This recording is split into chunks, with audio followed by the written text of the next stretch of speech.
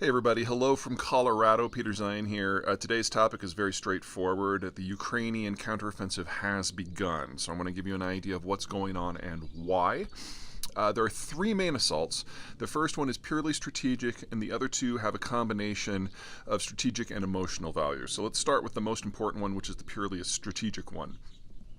Ukrainian forces have crossed en masse the river, probably closer to Dnipro, which is in central Ukraine, gone down the southern side, eastern side, if you will, of the Dnieper River, and are attacking into the province of Zaporizhzhia on a wide bank. It appears that they're doing a lot of probing actions, hitting the front in multiple places, looking for a place that's weaker that they can then achieve breakthrough.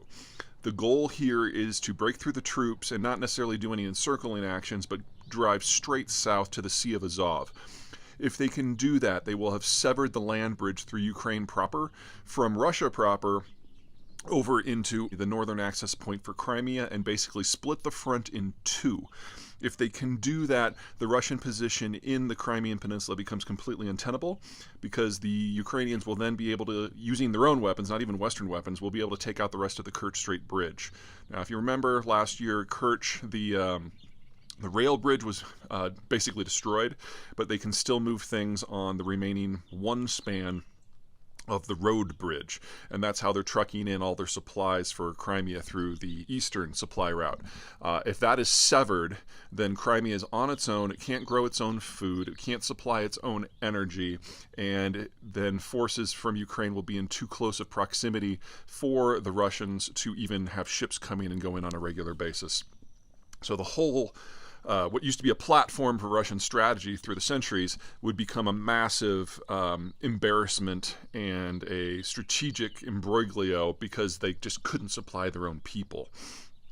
That is proceeding at pace. It looks like the Russians are holding, at least for the moment. There hasn't been a breakthrough that I've been able to detect. What's going to prove critical is the degree to which the conscripts have been pushed into this front by the Russians. As a rule, the Russians use conscripts as reinforcements, which they don't do very good at, and as human wave attacks, as cannon fodder, in which they're pretty decent. I mean, they're disposable from the Russian point of view, but if you use them to hold a position, a defensive position, then they're very likely to break and run. We have not seen that in the 72 hours since the offensives got going.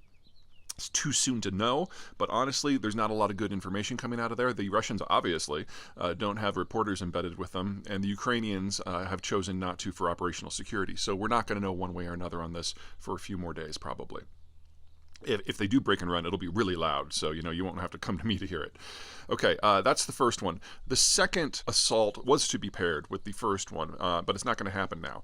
It was supposed to be an amphibious assault across the lower reaches of the Dnieper River, followed by a sprint to the isthmus of land that separates the Crimean Peninsula from mainland Ukraine. If the Ukrainians could have pulled that off, then all of the troops in southern Ukraine that would have tried to retreat from the Crimea would have been cut off and put into a cauldron, and it would have been a global humiliation for Russian forces. But with the Russian destruction of the Kakhovka Dam, the lower reaches of the Dnieper are simply uncrossable at the moment. Up top, on the reservoir that was above the dam, it's draining very, very quickly. By the time you see this, it'll be about 80% drained already, and the lake bed will be muddy, and the new channel will be unpredictable. In the lower sections, you're talking about massive flooding, which means that with the current, it's not safe to cross, and as that water then recedes over the next several days, it will again be muddy, and it's going to be at least a month before anyone would be able to cross the river. In addition, the destruction of the dam, that was the last land crossing across the lower ranks of the river, so that was the only place that the Ukrainians could have theoretically gotten vehicles over in any sort of number. So that is now off the table, which brings us to the third one, which is a push east into the Donbass. The Donbass is the part of Ukraine that has the most rail connections, and since the Russians fight by rail, they've actually been able to do fairly well over there for most of the war. Some of the northern sections around Kharkov, of course, fell early to a counteroffensive last summer. But for the Ukrainians to get the Russians out of Donbass, that's going to be some heavy fighting. It's more densely populated. There's more industrial cities. It's going to be more house to house. And it's going to be critical for the Ukrainians to take out the rail hubs. Now, they've been doing this with increasing ferocity over the last several weeks. So it's not like the Ukrainians are starting from day one here. But we have not yet seen significant troop movements in that direction.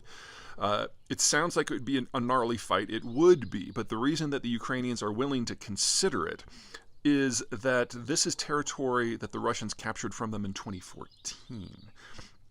And if here we are a year and a half into the war, the Russians can be proven that they can even lose territory that they've held for 10 years. That, again, falls into that global humiliation category. One of the things that Ukrainians are trying to do here, beyond getting their land back, is try to convince to the international community that the Russians are the losing horse, and so there's no reason to back them. And there's a lot of countries in the developing world who are hedging their bets. Hard to blame them. But if the Ukrainians can show that the war is clearly going the other way, and get people like Xi Jinping of China to blink and make it so that the only people that are still backing the Russians are folks like Daniel Ortega in Nicaragua or Tucker Carlson, then we're in a very different public relations fight here. I still don't think that would make the Russians stop, but getting more and more countries on the other side is something that would allow Ukraine to more easily unlock aid and military support from the world over. So, Zaporizhzhia first. The crossing of the Dnieper is off. Donbass will probably see that before long. That's it. You guys take care.